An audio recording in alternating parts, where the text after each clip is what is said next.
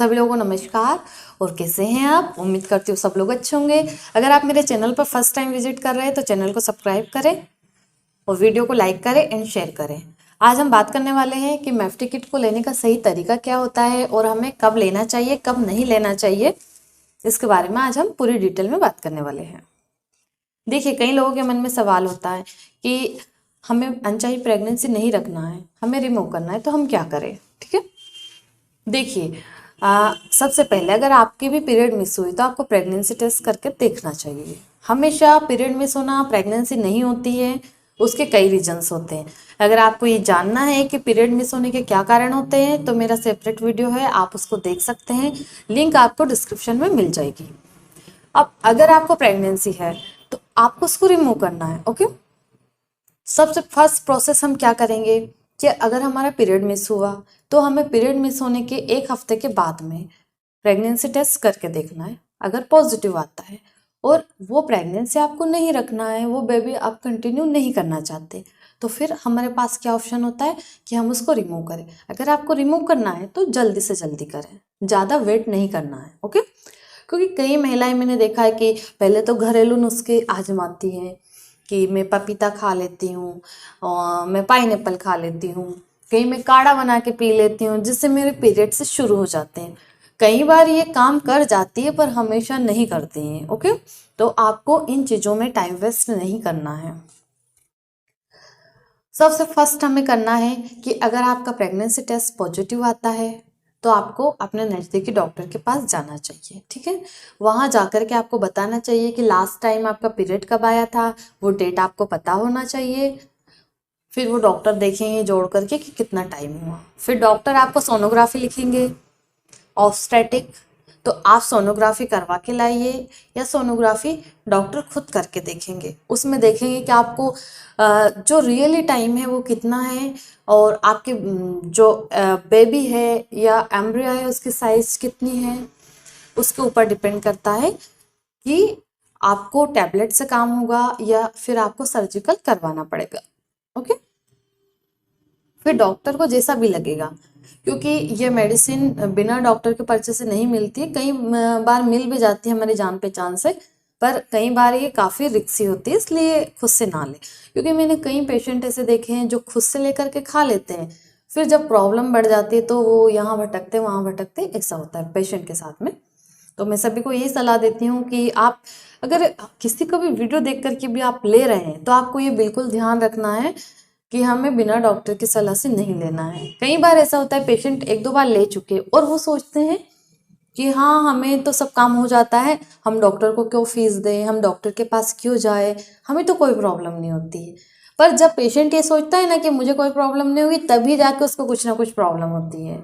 ये बिल्कुल ध्यान रखना आप, ये और ये एकदम रियलिटी है। मैंने कई पेशेंट को देखा है कि जब पेशेंट सोचता है या होशियारी करता है ना कि मैं डॉक्टर के पास क्यों जाऊँ 100-200 रुपये 300 रुपये फीस देने के लिए, तो उन्हीं पेशेंट के साथ में कई दिन तक ब्लीडिंग नहीं होती है। कई बार ब्लीडिंग काफ़ी हेवी हो जाती है या ब्लीडिंग काफ़ी लंबी हो रही, रुक नहीं रही, फिर भी तो डॉक्टर के पास जाना ही पड़ता है ना, और फिर डॉक्टर की डांट भी सुननी पड़ती है।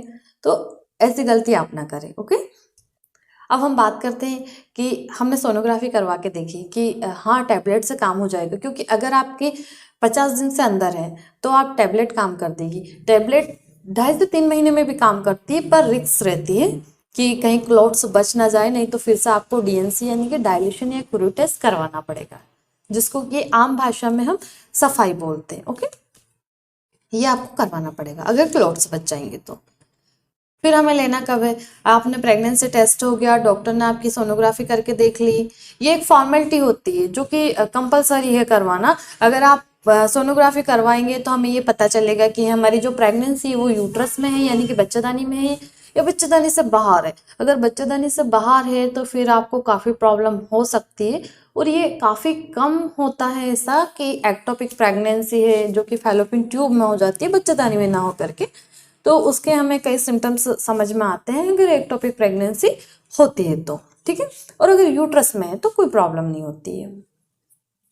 अब हमारी सोनोग्राफी हो गई जिससे हमें ये क्लियर हो गया कि हमारी जो प्रेगनेंसी है वो यूट्रस में, तो कोई प्रॉब्लम नहीं है।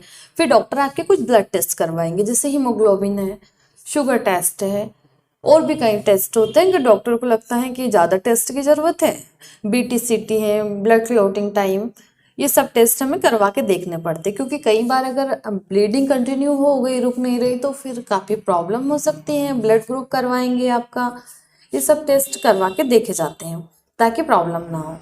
ठीक है, अब हमारे टेस्ट हो गए, हमारी सोनोग्राफी हो गई, अब आती है हमारी टैबलेट का नंबर। ठीक है, तो टैबलेट जो किस टाइप की दिखाई देती है, इसमें 5 टैबलेट होती है, मिसोप्रोस्टल और मिफिप्रोस्टोन। ठीक है, एक जो 5 टैबलेट होती है उसमें सबसे बड़ी वाली टैबलेट सबसे पहले लेना होता है। देखिए, मैंने कई पेशेंट को देखा जो कि वो पूरी उल्टी टैबलेट खा करके आते हैं। 5 टैबलेट रहती है, एक सबसे पहले खानी रहती है बड़ी, ठीक है, और 4 सबसे आखिरी में खानी रहती है। तो जो महिलाएं रहती है वो क्या करती है कि 4 सबसे पहले खा लेती है और एक सबसे बाद में खाती है। मैंने बहुत सारी पेशेंट देखी, इसलिए मुझे बहुत हंसी आती है कि भाई आपको इतनी बार समझाते हैं और आप जहाँ से लेते हो वहाँ वो लोग भी अच्छे से समझाते हैं, लिख करके देते हैं, फिर आप ऐसी गलती क्यों करते हैं? मुझे ये बात समझ में नहीं आती। और मैंने कई पेशेंट को देखा है कि वो जब बाद में आते हैं कि मैम हमने टैबलेट खा ली और हमने पहले ये खाई और बाद में ये खाई। जब मैं पूछती हूँ कि किस टाइप से खाई है आपने, तो मुझे बताती है कि मैंने इस टाइप से खाई। तो मुझे बहुत हंसी भी आती है कि भाई आप एक टैबलेट खा रहे हैं और वो भी अच्छे से आप नहीं खा पाते हो, तो फिर बाकी मेडिसिन आप कैसे खाएंगे, है ना? ये होता है। तो ये सभी काम थोड़े एक जिम्मेदारी वाले होते हैं, तो उनको एकदम मजाक में ना ले या बिल्कुल ऐसा ना समझे कि हमें कोई परेशानी नहीं हो सकती है। ये काफ़ी परेशानी वाली बात होती है, उल्टी टैबलेट नहीं खाना है। तो हम बात करते हैं बेसिकली कि इसका सही डोज और सही प्रोसेस क्या होती है। ठीक है, और खुद से तो आपको कभी नहीं लेना है, क्योंकि कई पेशेंट की जान भी चली जाती है, इसलिए डॉक्टर की सलाह से और डॉक्टर के अंडर में ही ले। ठीक है, तो टैबलेट इस टाइप की दिखाई देती है, इसमें 5 टैबलेट आती है। आपको लेना कब है? एक बड़ी वाली टैबलेट जो कि आपको शाम के टाइम लेना है। ठीक है, एक टैबलेट आपने रात को ले ली, उसका एक समय फिक्स होना चाहिए, खाने के बाद में या नाश्ते के बाद में आपको लेना है। जैसे कि आपने रात को 8 बजे ली, बड़ी वाली टैबलेट लेने के बाद में बहुत ही कम 10 में से 1-2 महिलाएं होती है जिनको ब्लीडिंग होती है, बाकी 8 महिलाओं को ब्लीडिंग नहीं होती है। फिर आपकी बचती 4 टैबलेट जो कि एक से दिखती हैं। ठीक है, तो उन 4 में से आपको सुबह के 8 बजे 2 टैबलेट लेना है, यानी कि दोनों को एक साथ भी ले सकते हैं, 5 मिनट का अंतर भी आप रख सकते हो, और वो नाश्ते के बाद ही लेना है, खाली पेट नहीं लेना है। ठीक है, जब आप वो 2 टैबलेट ले लेंगे सुबह 8 बजे, तो आपका पीरियड 10 से 11 या 1 बजे तक आपकी ब्लीडिंग शुरू हो जाएगी। कई बार शाम तक भी पीरियड शुरू हो जाते हैं, 7-8 घंटे लगते हैं किसी किसी को, बाकी अधिकतर महिलाओं के 4 घंटे में पीरियड शुरू हो जाते हैं। जब आपके पीरियड्स आते हैं तो पेट में दर्द भी होता है, बच्चादानी में क्रैम्प उठते हैं। जैसे कि हमारा पीरियड्स आता है उससे थोड़ा ज़्यादा दर्द होता है, क्योंकि बच्चादानी का मुंह भी खुलता है और जो अंदर का मटेरियल है वो बाहर आता है, तो क्लोट्स भी आते हैं, टुकड़े भी आते हैं और ब्लीडिंग भी होती है।